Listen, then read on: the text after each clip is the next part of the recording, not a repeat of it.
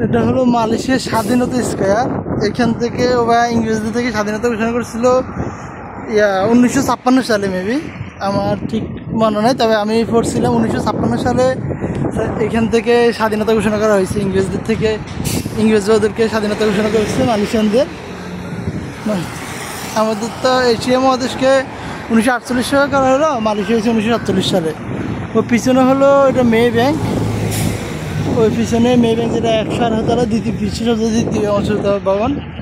আর এটা হলো আপনার এই ইংরেজদের প্রথম, এটা হেডকোয়ার্টার হিসাবে বিবেচনা করা হতো। এটা এই যে আমার সামনে যেটা দেখতে পাচ্ছেন কাজ চলতেছে এটা, আর ওটা হলো মালয়েশিয়ার ফ্ল্যাগ।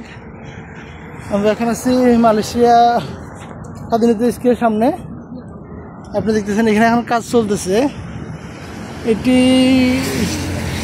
আমি যতটুকু জানা মতে এটি পরবর্তীতে ওই যে মালয়েশিয়ার সংস্কৃতি মন্ত্রণালয়ের আন্ডারে চলে গেছিল। এখন বর্তমানে কার আন্ডার আছে সেটি বলতে পারি না।